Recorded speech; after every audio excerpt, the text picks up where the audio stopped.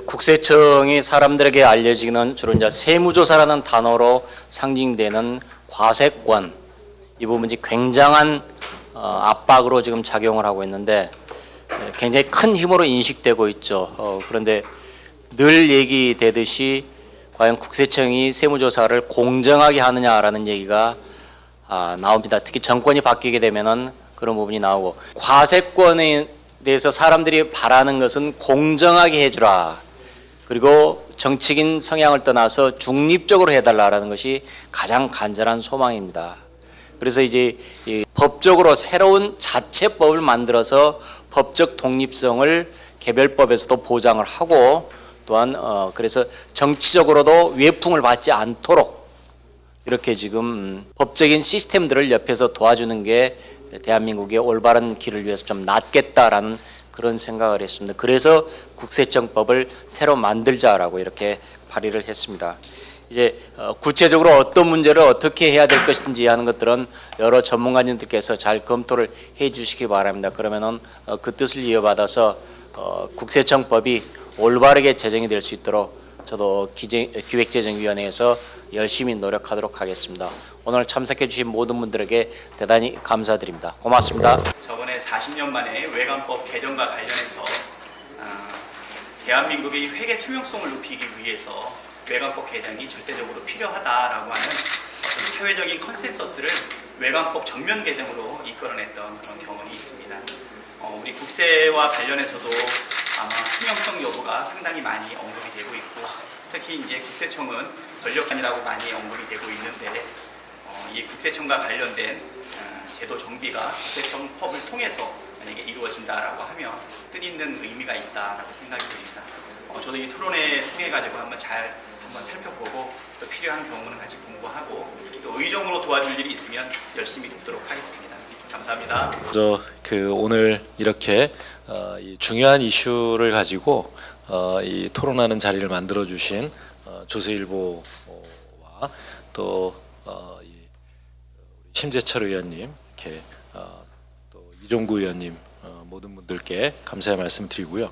가장 최근에 이 문제가 제기된 것은 그 새 정부가 들어서면서 국세행정개혁 TF가 이 활동을 했고, 여기에서 이제 50개 개혁 과제를 내놓는 중에 국세청의 앞으로 위상 정립을 위해서, 또 그 다음에 국세행정이 더 이상 정치적인 외풍에 흔들리지 않고 납세자 보호와 또 이 안정적인 재정 확보라는 재원의 확보라는 이런 그 기능을 수행하는데 국세청법의 제정이 필요하겠다.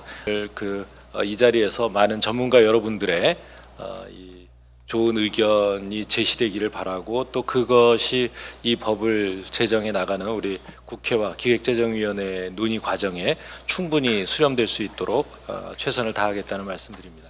다시 한번 참석해 주신 모든 분들께 감사의 말씀드립니다. 고맙습니다.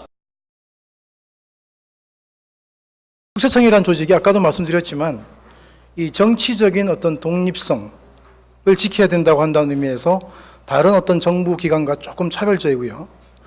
또 하나는 굉장히 전문적이라고 하는 것이 차별적입니다.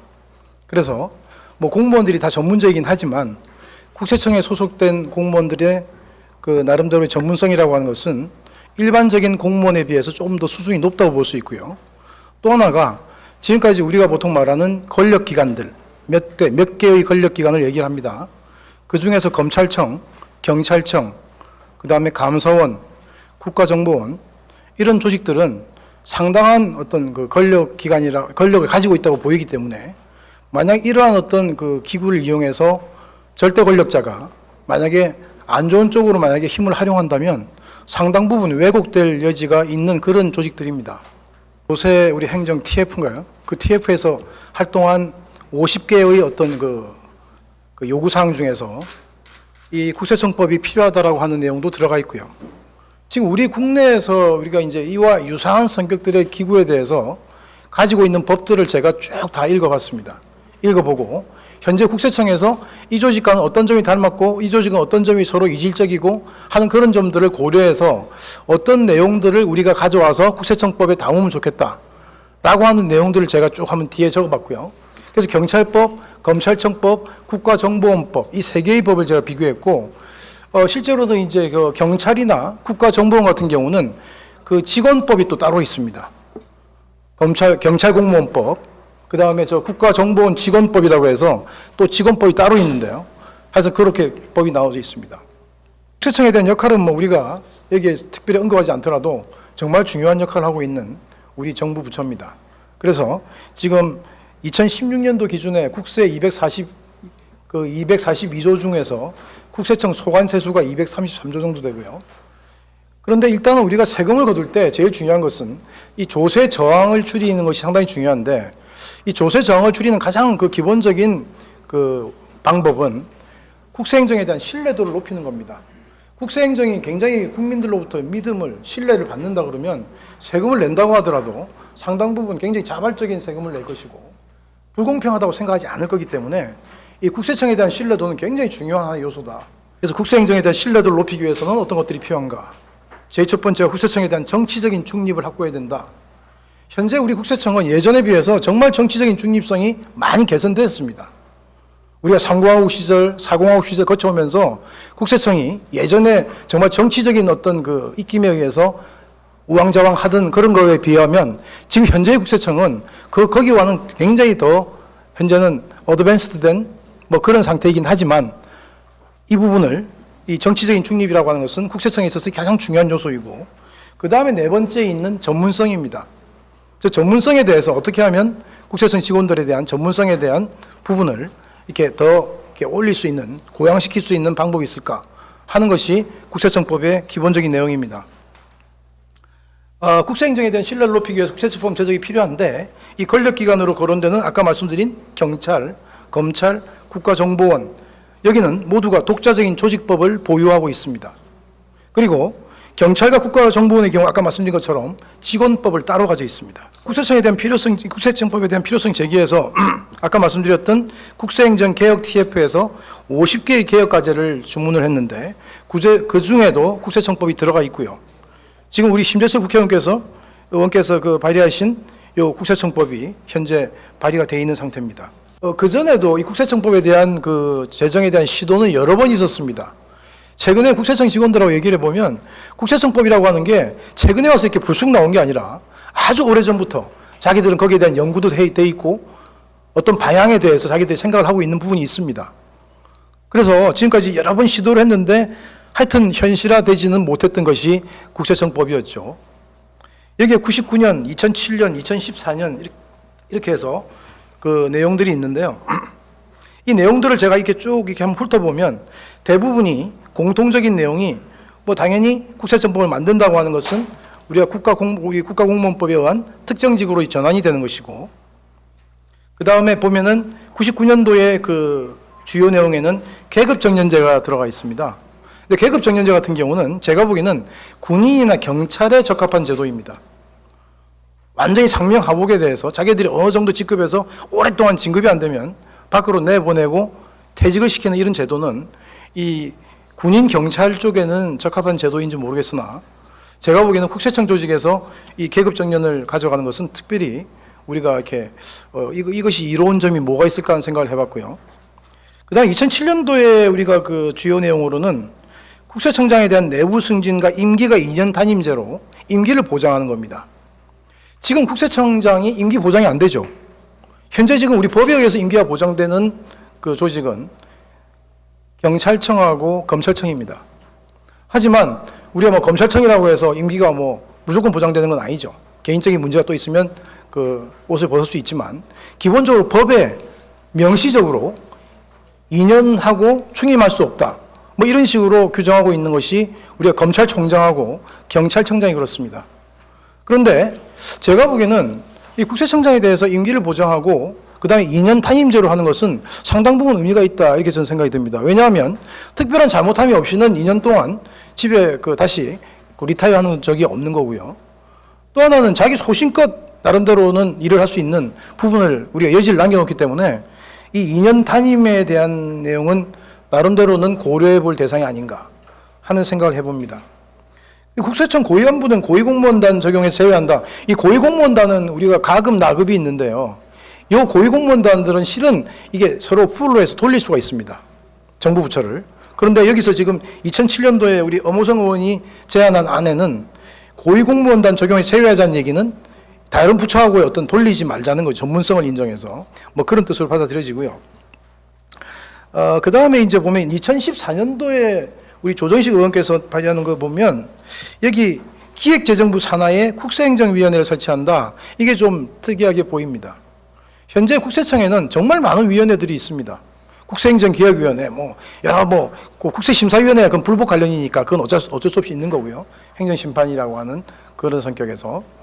하지만 많은 위원회가 있는데 실제 이 위원회가 정말 명실상부하게 독립적이고 소신 있게 어떤 그 발언을 할 수 있고 끌고 나갈 수 있는가 하는 문제는 제가 보기엔 조금은 어렵지 않은가 생각이 들거든요. 그래서 이게 기획재정부 산하 국세행정위원회를 설치하는 것을 제안했었는데 이게 지금 기획재정부로 가는 것에 대해서 실제 이 기획재정부로 하게 되면 국세청이 나름대로의 그런 부분에 대해서 독립적일 수 있는가 하는 부분이 있는데 일단 제가 조금 있다가 제가 나중에 요 말씀을 드리겠습니다. 저는 이거 참고사항으로 잠깐 적어놨는데요. 실은 이 내용을 그렇게 아는 분도 있지만 모르는 분도 있는 것 같아서 잠깐 제가 설명합니다. 우리 국가공무원법에 의한 공무원은 경력직과 특수경력직이 있고요. 이 경력직에는 일반직과 특정직이 있습니다. 이 특정직이라고 하는 것은 다른 법률에서 특정직으로 지정하는 공무원인데 만약에 우리가 국세청법을 만들어서 우리가 이제 그 국세 공무원들을 이게 국세청 법에 의한 특정직으로 지정하게 되면 특정직이 돼버리는 겁니다, 이제. 그리고 특수경력직 공무원이 있는데 이 특수경력직 공무원에는 정무직과 별정직이 있습니다.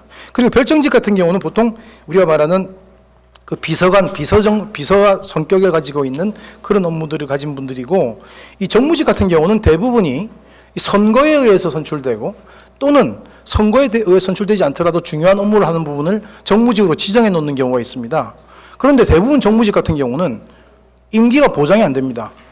그러니까 정무직에서 임기 보장되는 것은 우리가 지방자치단체의 장이라든지 특별한 그렇지만 장관 같은 그런 어떤 정무직들은 임기 보장 안 되죠. 그런데 우리가 정무직과 임기가 보장되지 않는 것하고는 특별히 이게 정확히 매칭이 되지는 않습니다. 우리 국가공무원법이. 그래서 정무직을 하더라도 임기를 보장할 수 있는 그런 부분이 있기 때문에 일단 정무직과 일반적으로는 정무직 그러면은 임기 보장 안 되는 걸로 아는 분들이 많지만 실제 임기 보장할 수 있는 부분이 있습니다. 수사기관 관련법을 비교했는데요. 여기 검찰법, 경찰법, 국가정보원법인데 제가 이렇게 비교를 해보니까 저는 실은 이게 법을 쭉 제가 읽어보면서 대체 국세청법을 우리가 만든다 그러면 어느 법을 가장 우리가 원용해야 될까? 이걸 지금 생각을 많이 해봤는데요. 처음에는 검찰이라는 조직을 생각을 했었는데 검찰 조직은 보니까 검사와 기타 공무원 이런 식으로 딱 이분화되어 있는 특수한 조직입니다. 그래서 검찰법에 의하면 이 검찰 공무원에 대해서 따로 그 공무원법을 따로 두고 있는 게 아니고 그 검찰법 안에 들어있고요. 실제로는 검사가 아주 중심이 되어 있는 조직이기 때문에 이 조직과 우리 그 국세 공무원들을 규율하는 국세청법하고는 조금 성격이 다르다. 이런 생각이 들고요. 또 하나가 국가정보원법은 제가 쭉 읽어보면 국가정보원이라는 그 조직 자체가 대통령이 어떻게 보면 주문에 의해서 움직이는 실제 그런 성격이 필요하기도 한 조직이거든요. 그러다 보니까 이 국가정보원에 있는 이 몸을 담고 있는 공무원들이나 국가정보원이라는 조직에 있는 그 조직법에 대해서 국세청이 이걸 우리가 원용하기는 그렇게 쉽지 않습니다. 그러다 보니까 가장 이제 비슷하게 넘어가는 데가 경찰법인데요. 이 경찰 같은 경우는 이제 경찰 조직에 속해 있는 분들이 이 검찰법처럼 이렇게 딱 이분화되어 있는 그런 조직도 아니고 또 하나는 나름대로의 어떤 그 검찰이라는 조직도 어떤 국민에 대한 인권을 우리가 침해할 수 있는 부분이 있고 그 다음에 우리 국세청 같은 경우는 재산적인 어떤 그 권리를 침해할 수 있는 그런 부분이 있다고 하는 점에서 비슷하게 보이고 그래서 제가 이게 보면은 이 경찰법이라고 하는 게 그나마 가장 이렇게 비슷하게 원용할 수 있는 그런 법이라는 생각은 들었습니다. 제가 볼 때. 그 다음에 여기 보면은 이 검찰법에 보면은 그 권력기관 파견 금지가 있습니다. 여러분 권력기관 파견의 의미가 뭐냐면 우리가 검사를 청와대에 파견시키면 그 검사가 청와대에 파견되어 있는 검사가 나름대로 청와대에서 오다를 받기가 되게 쉬워지는 거죠. 그래서 그것 때문에 실은 파견 금지라고 하는 것을 계속 주장했던 건데 작년 2017년 4월에 새로 제정된 법에 보면 대통령 비서실의 파견 및 겸임 금지되어 있습니다. 이 검찰법에 들어가 있습니다. 그리고 퇴직한 지 1년이 지나지 않은 경우는 대통령 비서실 직위에 임용될 수가 없게 되어 있습니다. 현재. 그래서 이게 지금 그 검찰이 그런데 실제 국세 공무원들도 청와대에 파견돼 있는 그런 케이스가 꽤 많았습니다.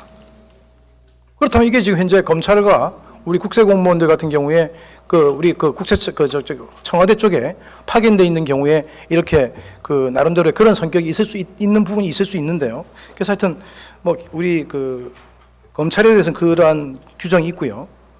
경찰과 국가정보원 같은 경우는 그런 규정이 없습니다.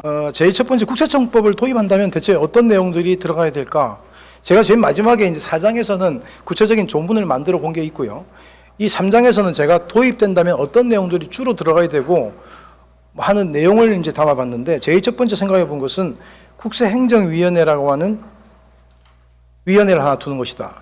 현재 국세청에 국세행정개혁위원회라는 게 있습니다. 실제 국세청위원회 중에서 국세행정개혁위원회라는 위원회가 가장 실은 상위의 위원회라고 저는 보이거든요. 자기도 그렇게 생각하고 있고. 근데 국세행정개혁위원회가 그런 위원회인데, 여기서 지금 생각하는 위원회는 경찰법에 있어서 경찰위원회하고 비슷한 성격의 위원회다. 경찰위원회는 굉장히 성격이 굉장히 강한 위원회입니다. 경찰 조직에서. 그래서 보면 경찰청법에 규정되어 있는 경찰위원회와 유사한 성격의 국세행정위원회인데, 이게 지금 기획재정부 산하로 들어가는 거로 이렇게 한번 생각을 해봤고요.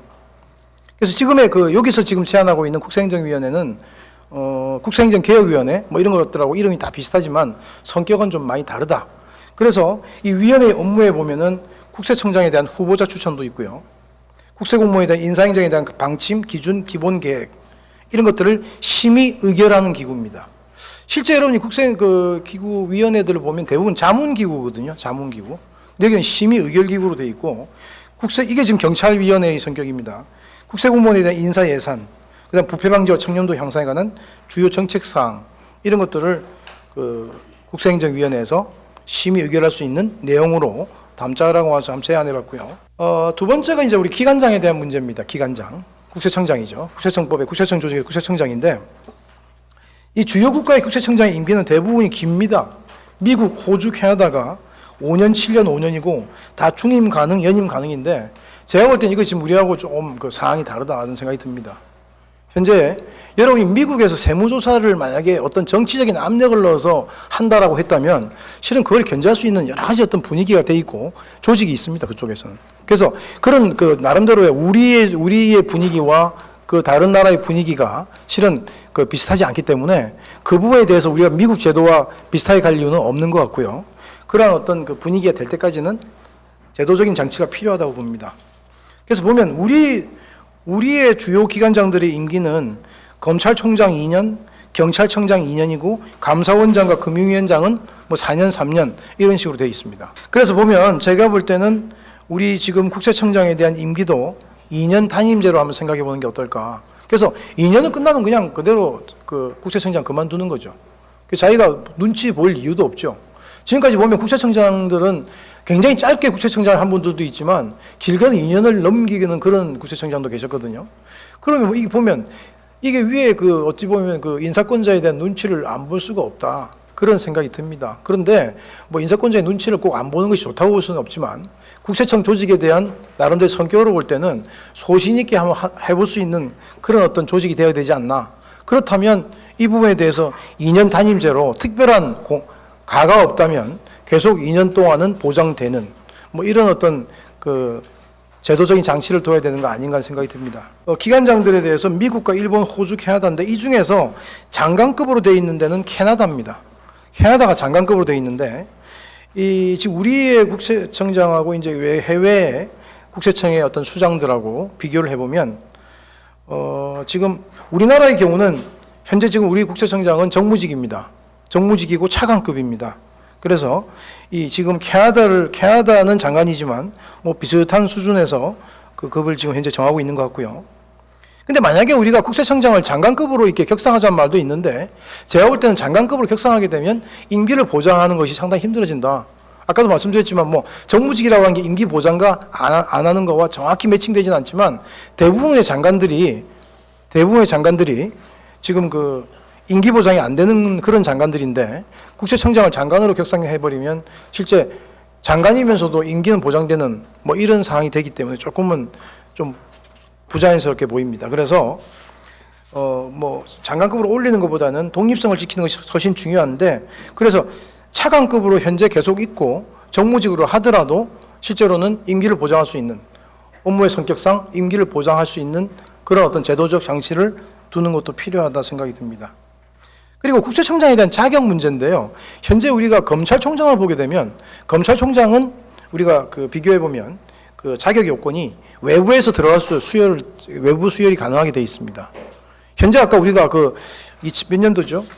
그 중간에 한번 국세청법을 제안한 그 부분에는 내부적으로만 내부에서만 이렇게 승진을 시키는 게 돼 있는데 실제는 외부에서 가는 것도 자격 요건을 규제한다면 특별히 꼭 이렇게 제한할 필요는 없다 이런 생각을 합니다. 그리고 이제 그 검사에 대한 파견 금지 조항이 있는데 우리도 이와 유사하게 파견을 금지하는 조항을 둘 필요는 있다고 생각이 들고요. 그리고 이제 복수차장제는 현재 지금 국세청에 차장이 한 분이 계신데 현재 국세청 차장 한 분이 일을 하기가 상당히 힘들다고 저는 계속 들어왔습니다. 지금 너무 일이 많아서. 그래서 저는 우리 하신 심재철 의원께서도 내용을 이렇게 발의한 내용을 보니까 차장을 두 분 두자 이런 안이 있더라고요. 가세 차장 무슨 차장이 가지고 있는데 하여튼 용어 명칭이 어쨌든 간에 저는 제1차장, 제2차장 했는데 일단은 이 징수 관리와 세무조사를 관할하는 차장 한 분이 있고 또 하나는 기획 인사 예산을 담당하는 차장이 한 분이 있으면 좋겠다. 지금 현재 국무조정실이나 감사원, 기획재정부 이렇게 보면 대부분 두 분의 어떤 차장 여기서 별정직으로 하는 그런 분들이 있습니다. 그래서 그 부분을 우리가 고려하면 이거는 나름대로의 업무에 대한 어떤 부담을 줄이기 위해서라도 도입하는 것이 어떤가 하는 생각을 해봤고요. 이거는 지금 제가 이제 국세청법이 어떻게 만들어져야 될까 하는 걸 제가 실제로 이제 만들어 본 것입니다. 근데 여기에 보면은 일단은 앞에 주요 내용을 여기다 제가 담았고요. 담았고 일단 큰 어떤 모습은 우리 심재철 의원이 발의하신 그 내용에 대해서 실은 그거를 이제 원용을 했습니다. 기본적 내용들은 그건 달라질 게 별로 없기 때문에 제가 쭉 했고요. 그래서 목적에 보면 이렇게 국세청의 중립성, 전문성 그리고 이 법이 담고 있는 기본 조직 직무 범위 인사와 관련된 것들 이거는 똑같고요. 그다음 기획재정부 장관 소속으로 국세청을 둔다 이것도 특별히 다른 거 없는데 이 제4조에 보면 권한 남용의 금지 이건 이제 어찌 보면 선언적인 조항이다. 권한 남용의 금지. 그래서 이걸 권한 남용의 금지라고 하는 이 조문을 뒀다고 해서 권한 남용이 안 되는 건 아니지만 일단 이 어떤 권력기구로서의 권한 남용의 금지라고 하는 이 선언적 문구를 넣어야 되겠다는 생각이 들고요. 저는 제2장에 국세행정위원회를 넣었습니다. 우리 심 의원님께서는 2장에 국세청이 나오는데 저 같은 경우는 국세행정위원회가 나오는데요. 여기 지금 5조에 보면 1항에 기획재정부에 국세행정위원회를 둔다. 그리고 밑에 있는 2와 3 같은 경우는 우리가 경찰법에 있는 그 위원회 조직을 대부분 제가 원용했고요. 이 중에 상임위원 한 사람이 정무위원으로 되고 그리고 위원회 임명 및 결격 사유 같은 경우는 제가 적어봤고 그 다음에 위원회 임기 즉 여기서 말하는 국세행정위원회죠. 이 위원회 임기가 3년 연임할 수 없다. 그 다음에 위원회에 대한 심의 의결사항은 아까 앞에서 제가 말씀드렸던 그러한 중요 사항에 대해서 아까 이 국세청장 후보자 추천하는 것도 여기 들어 있습니다. 그래서 이 부분까지도 여기 들어 있고요. 그 다음에 국세청에 대한 건데 이제 국세청장이 나오고 국세청장이 정무직이고 국세행정위원회의 추천을 받아가지고 한다. 그 다음에 외부위원이나 내부위원 외부에서도 청장으로 승진할 수 있고 외부에서도 들어갈 수 있는데 여기에 대한 자격 요건 국세 관련 고위공무원 또는 국세 관련 고위공무원이었던 자라고 해서 국세 관련 업무에 15년 이상 근무한 자 여기에 전문 자격을 보유하고 대학의 조세 관련 전공 조교수 이상으로 10년 이상 재직하였던 자. 실은 이거 지금 검찰총장의 어떤 그 요건하고 비슷하게 만들어져 있습니다. 그 다음에 국세행정위원회가 1호와 2호에 준한 자격이 있다고 인정해서 추천한 자. 그리고 국세청장 임기는 중임할 수 없다. 2년으로 하고. 그 다음 차장 같은 경우는 국세청 1차장, 2차장을 두는데 차장은 고위공무원단 가급. 고위공무원단 가급이라고 하는 게 예전에 1급입니다. 이게.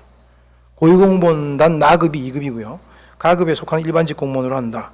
그 다음에 거기에 대한 직무 분장을 해놨고요. 자, 납세자 보호관에 대한 걸 제가 조금 생각해 봤습니다.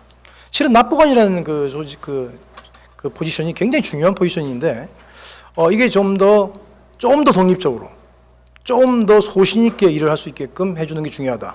현재 국세청에 속해 있는 납보관은, 납세자 보호관은 고위공무원단 나급입니다. 나급인데, 가급으로 격상하고, 여기에 대해서도 일반직으로 하고 국세행정위원회의 의결을 거쳐서 기획재정부 장관이 임명한다. 이런 식으로 해서 독립성을 한번 지켜주는 것이 조금 더 신뢰도를 높이는 것이 아닌가 하는 생각을 하고요. 납세자 보호관의 임기에 대해서도 현재로서는 뭐 2년에다가 플러스 111 해서 5년까지 갈 수 있는데 그러지 말고 2년으로 하고 중임할 수 없다. 2년으로 하고 깨끗하게 떠나게 만드는 현재 이 납세자 보호관 같은 경우는 개방직입니다. 이거 개방직으로 되어 있습니다. 그 다음에 지방국세청 및 세무서 이거는 뭐 일반적인 내용들을 담고 있고요. 그 다음에 5장의 그 국세공무원에 대해서는 국세공무원이 특정직 공무원으로 갑니다. 근데 특정직 공무원으로 간다는 의미는 실은 국세청의 그 공무원들 입장에서는 조금 그 소득이 늘어나는 효과가 있습니다. 수당이 있기 때문에요. 대통령령으로 정한다고 되어 있지만 일반적으로 특정직 공무원들은 수당을 별도로 받는 부분이 있습니다. 그래서 그것 때문에 예산 문제가 있고요. 그래서 다른 그 부처의 공무원들이 왜 국세청 공무원만 이거 특정직으로 해주나 이런 어떤 그 나름대로 반발도 조금 있을 것으로 예상은 됩니다. 그 다음에 뭐 승진, 결격사, 신규 채용 이런 거는 일반적인 내용들이고요. 그 다음에 여기 지금 그 26조 보수에 있어서 이 국세공무원이 이제 특정직화되기 때문에 여기에 대해서 이제 특수성을 고려해서 대통령령으로 정하는 바에 따른다 이렇게 되어 있고요. 파견 근무에 대해서 국세청장은 대통령 비서실, 국무조정실, 국무총리 비서실 등 대통령령으로 정하는 기관에 국세공무원을 파견 근무하게 할 수 없다. 다른 일반적인 파견은 가능하지만 이쪽 기관에는 파견할 수 없는 거로 일단 한번 안을 내봤고요. 그럼 징계, 정치적 중립의 의무 있는데 실제 징계의 문제도 이게 국세청법을 도입하게 되면 실제 이제 일반적인 국세공무원들의 어떤 그 급여가 좀 느는 효과도 있고 특별하게 이제 나름대로 대우가 되는 부분이 있는데 실제 이 징계 부분은 조금 더 무거워지는 그런 어떤 경향이 있습니다. 당연히. 그래서 그 부분이 지금 들어가 있고요. 그 다음에 이 31조는 이 세무조사 등 개입 금지가 우리 10호 인용 그 내용에 들어 있는데 거의 대통령이라고 딱 못을 박혀 있습니다, 이게. 근데 저는 이제 정부 조직법 및 국가공무원법에 규정된 공무원, 여기에 규정된 공무원은 모든 공무원입니다, 이게 정말은. 이건 뭐 대통령도 아니고 대통령도 속하고요. 다 속해입니다, 이게. 그래서 여기에 규정된 공무원은 국세공무원에게 특정 납세자의 납세 의무와 관련해서 해당 납세자에 대한 세무조사를 수행하거나 종용을 하거나 종료하게 할 수 없다. 이런 어떤 그 개입 금지 조항을 하나 두고 있습니다. 그다음에 퇴직 후 재취업 제한 같은 경우는 뭐 일반적인 조항들이고요. 그다음에 벌칙 조항, 세무조사권의 남용 금지, 벌칙 해가지고 그 내용들이 나와 있고. 자, 결론적으로 제가 이 국세공무원, 그러니까 우리가 국세청법에 담으려고 하는 주요 내용들은 기본적으로는 국세행정위원회라고 하는 요걸 이제 도입하는 거. 이게 기획재정부 산하에 독립적인 나름대로의 기능을 수행할 수 있는 요런 기구 하나 도입되는 거고요. 또 하나가 국세청장에 대한 독립성을 지금보다 보장해 주자는 겁니다. 국세청장이 실은 그 인사권자에 대한 눈치를 덜 보는 방향으로 해주자는 그런 안이고요. 이 납세자 보호관 제도에 대해서 현재 운영되고 있지만 지금보다 더욱더 독립적으로 운영될 수 있도록 격상시키고 거기에 대한 권한을 나름대로는 넓히자는 거고요. 그 다음에 그 위에는 복수사장제, 그리고 권력기관 파견 금지, 뭐 이런 것들이 여기에 들어가 있습니다. 그래서 제가 이제 쭉 생각해 본 것은 저도 이걸 이렇게 생각해 보면서 여기에 대단히 특별한 게 들어갈 거는 별로 없어 보이고요. 지금까지 현재 우리가 여러 번 언급되었던 것들 중에서도 정말은 조금 더 구체적으로 들어가 보자는 그런 의미에서 한번 해봤고요. 이러한 것들이 실제 우리가 국세청에서는 국세청법을 도입하는 걸 좋아할까 싫어할까 이런 생각도 해봤는데 실제 뭐 좋아하는 부분도 있고 싫어하는 부분도 있는 것 같습니다. 어떤 면에서는 좋고 어떤 면에서 싫고 하는 부분이 있는데 이거는 뭐 제가 볼 때는 국세청이 좋고 싫고 납세자가 좋고 싫고의 문제가 아니라 기본적으로 이 국세청이 하고 있는 가장 중요한 것은 정말은 이런 어떤 그 법을 만들자고 나오는 동기가 되는 것은 실제 세무조사입니다. 세무조사가 공정하게 이루어지고 납세자가 그 세무조사를 공정하다고 생각할 때 그 납세자가 내는 세금이 많건 적건 간에 굉장히 자발적인 나름대로의 신뢰를 갈 수 있다라는 생각입니다. 예, 이 정도 하겠습니다. 감사합니다. 이 법이 중요한 것은 현재 국세청장을 역임하시던 분들 중에 몇 분들이 구속이 됐고 또 현재 조세 전문 잡지 어느 사이트에 보면 현 국세청장에 대해서도 그분이 정치적 조사와 세무조사와 관련이 있다라고 해서 조사를 해야 된다, 이런 글들이 올라와 있는 것, 즉 과세관청의 세무조사 중립성과 관련이 되어 있다라고 생각이 되어집니다. 제 개인적인 생각으로는 판사의 존재 의의를 판결로서 하듯이 세무 공무원은 고지서로서 그 존재를 확인한다면 어떨까 하는 그런 생각이 있습니다. 사람 됨됨이가 우선인가, 아니면 현재같이 이 국세청법을 제정하고서라도 중립성이 보장되어질 수 있는가에 대해서는 각각의 판단 기준이 다르기 때문에 제가 여기서 말할 수는 없겠지만, 세무조사 대상자 선정권하고 세무조사 실시권하고를 좀 분리했으면 좋겠다라는 것과, 두 번째는 세무조사 대상자 선정권은 국세청장의 범위로 하되, 그러나 그와 같은 국세청장은 외부에서 임용이 되었으면 좋겠다라고 하는 것과, 세무공무원의 직업공무원 제도를 정착을 했으면 좋겠다. 네 번째는 상관의 위법부당한 지시에 대해서 하위직 공무원들이 그럼 어떻게 할 수 있을까 라는 점에 대해서 부당 명령에 대한 거부권과 같은 성격의 징벌적 손해배상 제도를 도입을 했으면 좋겠다. 즉 위법부당하게 세무조사를 실시했다라고 한다면 그 납세자는 그 세무공무원을 상대로 해서 징벌적 손해배상 제도를 통해서 손해배상 청구가 가능하도록 한다면, 그러면은 하위직 세무공무원들이 상관의 정치적 중립성을 훼손한 세무조사 명령에 대해서 쉽게 거부할 수 있는 어떤 그 비빌 언덕이 되어 있다. 이 네 가지 관점에서 제가 말씀을 드리도록 하겠습니다. 세무조사권을 가지고 있는 것은 세무서장과 지방국세청장에 한정이 됩니다. 세무조사 대상 선정권은 그건 국세청장이 현행법에 있습니다. 지방국세청장을 지나서 세무서장, 국장을 지나서 본인들이 국세청장이 되고 싶은 사람들은 너무 잘 알다시피 권력기관 청와대나 여러 경로를 통해서 정치적인 중립성을 외부적으로 표방합니다. 탈세 조사를 하기 위해서 하겠다라고 하지만 실제로는 지금 시각으로 보면 너무나 중립성이 훼손되는 조사를 많이 했고, 그 여파가 최근 전 국세청장의 구속 사건에 이르게 된 것입니다. 그런 점에서 먼저 국세청장의 외부 임용에 대해서는 저는 동일하고, 아까 발제해 주신 18쪽에 보시면 국세청장 이렇게 돼 있어서 제12조, 제13조에 나와 있는데, 저는 제12조 제2항에 국세 관련 고위 공무원 또는 공무원이었던 자중 국세 관련 업무 15년 이상 근무한 자, 이렇게 돼버리면 똑같은 현상이 발생합니다. 그러니까 정권과 무관하게 하려면 세무공무원 즉 지방국세청장 또는 세무서장을 지나고 나서 정권이 바뀌어져서 영향력이 없을 한 4년쯤 지난 뒤에 그 중에서 국세청장으로 임명을 한다라고 한다면 정치적 외압으로부터 저는 그래도 좀 자유스럽지 않을까 하는 생각이 있습니다.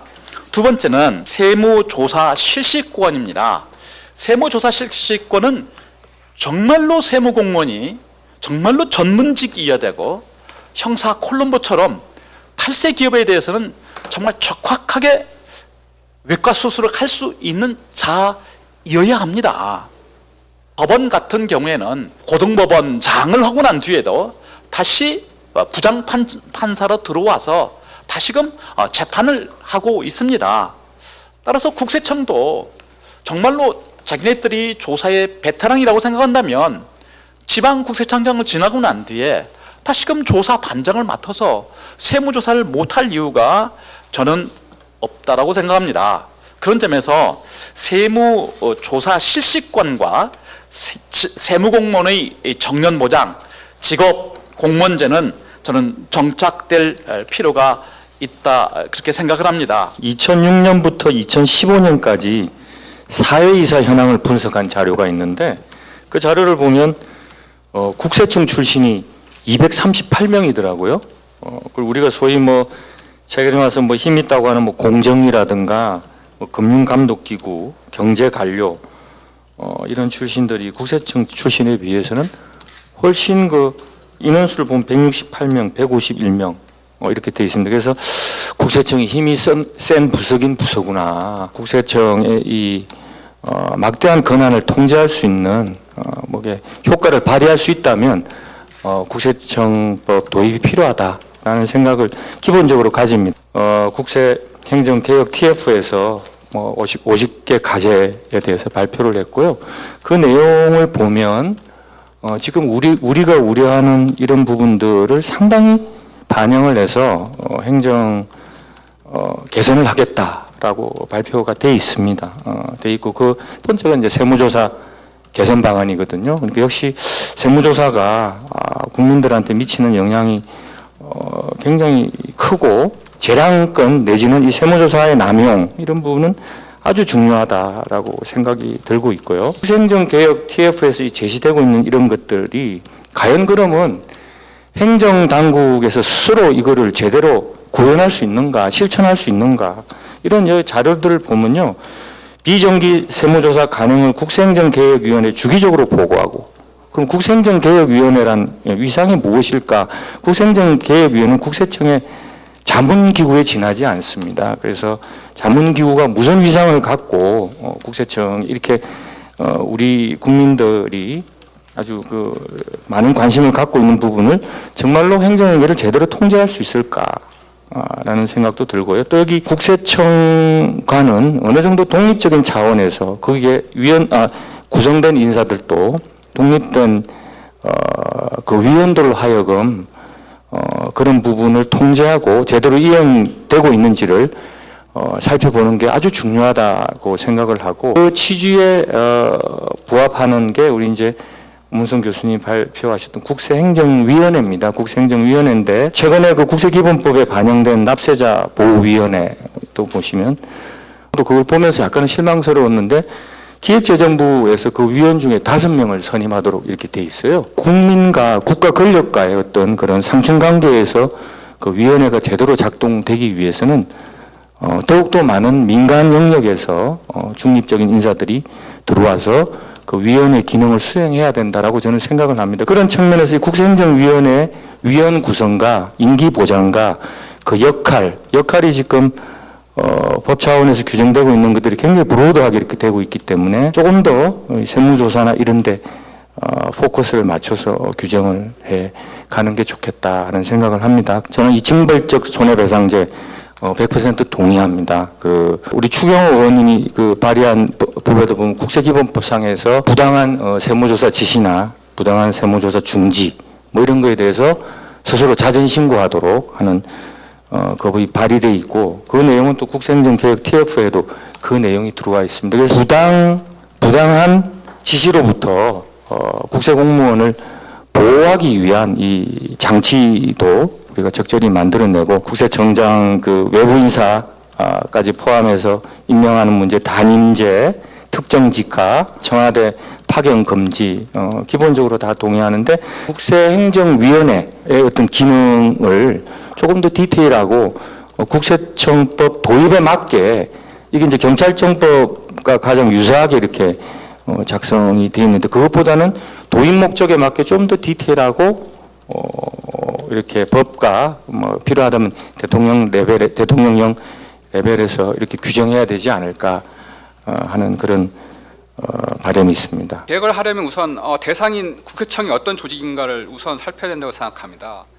국회청은 2만 명에 달하는 전문 역량을 가진 직원이 국회청장을 정점으로 해서 피라미드적 위계질서 아래에 있는 각자 전문 역량이 굉장히 고도화된 집단입니다. 국회청장은 전체 직원에 대해서 9급부터 시작해서 1급까지 모든 인사권을 장악하고 그 조직을 관리합니다. 그래서 외부의 위원회, 외부에서 감독하는 것뿐만 아니라 내부의 조직을 어떻게 만들 것인가도 고민해야 될 때가 됐다고 생각합니다. 이 중앙 집권적인 형태에서는 정치 권력 등 외부 권력이 경제 권력도 해당될 것입니다. 국세청장 1인을 통해서 쉽게 전체 국세청 조직을 장악할 수 있습니다. 그러면 국세청의 중립성은 쉽게 무너질 수 있습니다. 국세청 조직의 단일 피라미드 조직을 해체하여 직무의 특성에 따른 병렬 조직으로 바꾸는 것을 논의할 수 있습니다. 미국 국세청의 개혁의 예를 들 수 있을 것 같습니다.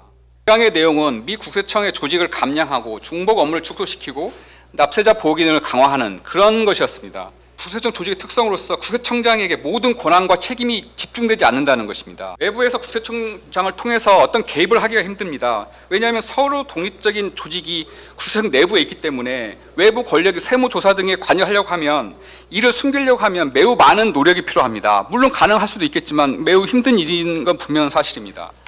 국세청장의 직접적인 관할 범위에서 벗어나서 현재 국세청 조직 내에서 다른 조직을 둘 필요가 있습니다. 외부위원회 조직을 두면 그것은 사실은 항시 존재하는 게 아니기 때문에 국세청 내부의 일을 항시 감시 감독할 수가 없습니다. 저는 제1청장, 제2청장을 두어서 하나는 집행 기능을 두고 하나는 준법령 재정 기능과 집행 해석 기능과 그런 납세자 보호 기능을 따로 뒀으면 좋겠습니다. 그 구성원도 임용 절차와 승진 절차를 달리해서 서로 순환 교류를 할 수 있지만 정확하게 국세청장이 말을 안 들어도 되게를 만들어 줘야 된다고 생각합니다. 조사 행정에 대한 근본적인 개혁이 필요하다고 생각합니다. 궁극적으로는 조사 행정을 잘못했다는 거 아니겠습니까? 상시 조사 체제가 도입돼야 된다고 생각합니다. 예를 들어서 어느 기업에 대해서 소나기식으로 나가가지고 그 기업의 업무에 대단한 지장을 주면서 집중적인 기간 내에 마치 그 사회적인 물의를 대단히 야기한 없어져야 될 기업인 것처럼 단죄되는 형식의 조사는 지양돼야 된다. 그래서 지금 벌써 이제 두 가지 형태로 나눠져야 되는 거죠. 하나는 뭐냐면 그 기업이 항상 성실하게 신고하고 있는가를 1년 12달 조사하는 겁니다. 그러니까 일반 회계법인에서 금융권에 6개월 이상 나가서 회계감사를 수행하듯이 조사 행정에 대한 기본적인 패러다임을 한번 바꿔보자 하는 거죠. 그 앞전에 조사를 수행했던 경험과 이력이 누적이 돼서 그 다음에 이 기업이 그와 같은 형태의 잘못을 저지르지 않도록 하는 데이터베이스와 그동안의 경험치가 누적이 되면서 다음 단계의 검증을 이루는 체제가, 그래서 조사 행정을 바꿨으면 좋겠다. 그다음에 아까 잠깐 위원회 말씀하셨습니다만 위원회 없애기 위원회가 있다는 얘기가 있지 않습니까? 지금 제가 알고 있는 국세청의 위원만 해도 과세전 적부심사위원회, 그다음에 비공식적인 과세사실판단위원회, 그다음에 내부적으로 과세기준 자문에 대한 거, 국세법령심사위원회, 또 국세심사위원회, 범칙위원회, 엄청나게 많습니다. 거기다 납세자 보호위원회가 있고 또 국세행정개혁위원회가 있는데 또 비슷한 국세행정위원회가 또 생긴다는 얘기인데요. 정리를 자꾸 위원회를 만들 생각을 하지 말고 좀 정리를 해가지고 실질적인 기능을 해야 된다고 생각을 하고요. 아까 세무조사 얘기를 잠깐 돌아가서 보면 첫 번째 국세행정에서 제일 납세자한테 체감적으로 불편을 주는 부분이 아까 말씀드린 중립적이지 않은 조사, 그게 첫 번째고요. 두 번째가 유사조사입니다. 그러니까 늘 조사를 받습니다. 늘. 그러니까 예를 들어서 어떤 A라는 회사가 주식을 여러 명의 주주하고 거래를 했어요. 그러면 그 회사는 주주의 주소지별로 다 소득세 조사를 받고요. 그 회사가 또 조사를 받습니다.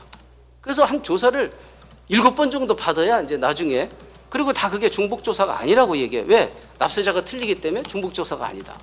또 어떤 경우에는 어떻게 하냐면 이건 서면조사기 때문에 조사가 아니다.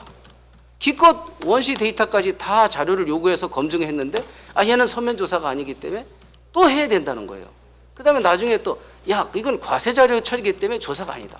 이렇게 하니까 납세자는 굉장히 괴로운 겁니다. 이런 부분들에 대한 유사조사는 과감히 통폐합을 해가지고 중복조사의 범위에 최근에 행정법원 판결에서도 아주 유의적인 판결이 나왔지 않습니까? 조사의 형태를 떼어가지고 했으면 그 명칭이 조사가 아니었더라도 조사를 봐야 된다는 거죠. 이런 부분들을 같이 봐줘야 된다는 생각을 들고요. 징벌적 보상 말씀해 주셨는데 저는 그 말에 다른 변형된 형태로 동의하는 게 뭐냐면 과세당국으로 하여금 자기 시정을 할 수 있는 기구를 분리해야 된다고 생각을 합니다. 견제조직 얘기하셨는데 국세청 견제조직 엄청나게 많습니다. 행정에 대해서는 감사원 감사받죠. 또 상급기관인 국세청 감사받죠. 세무서 같은 경우 지방국세청 감사받죠. 감찰관실에 감찰받죠. 굉장히 많습니다. 일반 행정에 대한 부분이나 이거를 통폐합해가지고 만약에 이런 것을 두고자 하신다면은 제 생각에는 견제나 이런 부분들을 규정을 통폐해서 체계적으로 한 기관에서 독립성을 유지하면서 하도록 둔다면 저는 찬성입니다. 권력기관 파견금지 얘기하셨는데요. 이거 검찰하고 틀립니다. 왜냐하면 국세공무원은 9급부터 저 5급 밑에까지가 전체 공무원의 95%입니다. 거기 5급 밑에 있는 공무원들은 전문성은 있지만 사실 정치적으로는 대단히 무관한 사람들인데요. 그러면 이제 청와대에서도 사실 경제 현황 분석이나 기타 등등에 필요한 경우 그러니까 제 생각에는 직급을 둬가지고 고위공무원단 이상은 파견을 안 한다든지 이렇게 둬야지 이게 그 뭐 잡자고 그 저 밑에 있는 뭐 6급들 파견까지 다 중지하는 것은 바람직하지 않다고 생각하고요. 국세청법을 제정을 해서 뭐 조직부터 뭐 인사 그리고 이 과세 행정과 관련된 뭐 책임 문제라든지 이런 것까지 규율하는 법이 필요하다고 생각을 합니다. 한 가지 이제 국세행정위원회 관련해서도 도입의 취지는 알겠지만 현실적으로 이제 도입을 해서 이 국세청 내지 국세청장 권한 남용이나 이런 거를 견제할 수 있는 기구인지는 좀 더 조문의 내용이라든지 그런 거를 좀 더 고민을 해야 될 것 같습니다. 그리고 세 번째 또 제가 좀 말씀드리고 싶은 거는 지금 이제 이 국세청법에서 주로 논의하는 부분은 과세관청이 안 해야 될 일을 했을 때, 그러니까 세무조사를 하지 말아야 될 걸 이제 했을 때를 이제 좀 규율하는 그런 측면이 있습니다. 뭐 정치적 중립 의무에 위배했다든지 세무조사권을 남용을 해서 세무조사를 했다든지 이제 이런 측면이 있는데 그거는 뭐 저의 직업에 아주 좀 위태로울 수도 있지만 제가 생각에는 그 반대의 측면도 있습니다. 무슨 말씀이냐면 조사를 할 때 뭐 속된 말로 뭐 타협한다고 하지 않습니까? 조사반과 납세자가 타협을 하는데 분명히 과세해야 될 걸 과세하지 않는 경우도 저는 뭐 개인적으로 사례를 봅니다. 그게 물론 이제 재량의 영역이냐 아니냐 그거는 또 문제는 있지만 궁극적으로는 이제 납세자가 이 과세 행정에 순응을 하고 이 세법에 있어서 이제 법치 행정이 제대로 구현되려면은 분명히 과세할 거는 과세를 해야 되는데 실무에서 과세를 하지 않는 경우도 많은 것 같습니다. 이거를 이제 이것도 역시 이제 규율을 할 필요가 있어 보입니다. 저는 해야 될 일을 하지 않았다는 것은 결국엔 일종의 부작인데 부작위에 대해서 어떻게 책임을 물을 거냐 그게 이 법 조문 형식으로 제가 생각을 해도 참 조문 넣기는 어렵지만은 그 두 가지 측면 그러니까 첫 번째 이 전반적인 이제 금지 하지 말라라는 뭐 남용 금지라든지 권한 남용 금지라든지 이런 측면도 있지만 해야 될 일도 분명하게 하도록 이렇게 좀 책임을 지우는 측면이 필요하다고 생각을 합니다.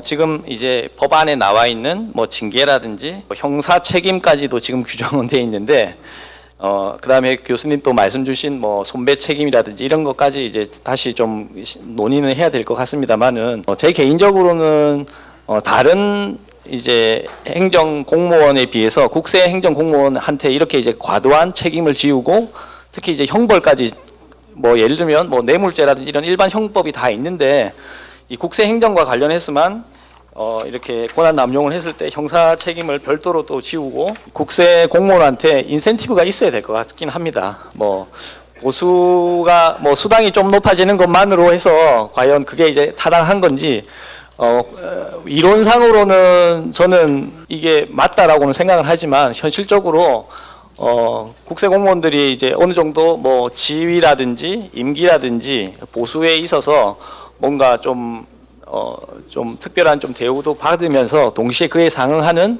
이제 좀 엄격한 책임을 지우는 게 좀 필요하지 않나 그런 생각을 해봅니다. 이제 현실과 이상의 이제 차이라고 하면 이런 것 같습니다. 지금 국세청을 보면 기재부 산하의 행정기관입니다.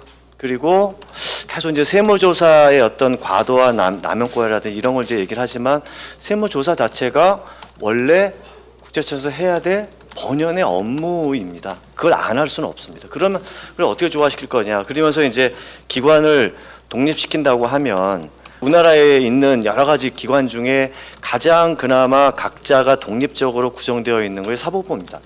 사법부는 판사가 각자 자기가 독립돼서 재판을 하고 그리고 그 사법 행정 업무는 법원 행정처가 따로 떨어져서 또 다 별도의 그 행정 조직으로 수행을 합니다. 국세청을 그 수준까지 하는 게 맞을까, 가능할까라는 생각을 해봤는데 사실은 아무리 생각해도 그건 불가능하다고 생각합니다. 왜?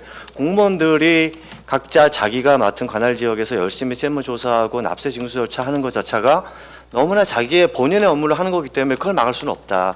그러면 그럼 어떤 식으로 통제하는 것이 맞느냐? 그래서 이 국세청이라 이런 조직도 기본적으로는 내부에서 크로스 체크를 할 수 있는 여러 가지 방안을 마련하는 것도 필요하지만 외부에서 통제할 수 있는 합리적이고 공정한 좀 손쉬운 방안을 제도적으로 마련한 게 좋겠다라고 생각이 들면서 그럼 이제 어디에 생각을 미쳤냐면 이제 이번에 발제하신 거 보니까 이 국세행정위원회라는 것이 있습니다. 이 국세행정위원회가 가지고 있는 그 만들다고 하면 거기서 가장 중요한 업무는 어떤 세무조사와 세무조사에 따라 결과에 따른 납세 부과가 이루어졌을 때 그거를 사전 사후에 심의하고 통제할 수 있는 역할을 하는 것이 가장 적합한 것이 아닌가. 예를 들자면 사전에 그 일정 규모 이상의 회사라든지 이런 규모에 나가는 거에 대해서 사후 심의를 하게 한다든지 그리고 부과가 이루어진 경우 또 아니면 후에 법원에서 그것이 취소되거나 조회심판원에서 취소된 사례 발생하면 그 부분에 대해서 그 당초 부과 처분의 적법성이나 이런 부분에 대해서 거기서 심의하고 그 부분에 대해서 자료도 남겨놓고 그러면 그것이 자연스럽게 또 후에 사법 통제로도 연결될 수 있는 방법이 아닐까 하는 생각이 좀 들고요. 그리고 당초 나온 법안 중에 사실은 처음에 좀 읽어보면서 좀 약간 의문을 가졌던 것 중에 가장 큰 게 이 탄핵소추 부분입니다. 이 국세청장에 대해서 탄핵소추 부분이 들어가 있고 전혀 맞지 않는 제도 아닌가. 원래 탄핵소추라는 게 가장 대표적으로 규정되어 있는 게 지금 말씀드린 사법부 법관에 대해서 헌법에 규정되어 있고 검사에 대해서 검찰청법에 규정이 되어 있는데 그거는 사실은 그 사람을 통제하기 위한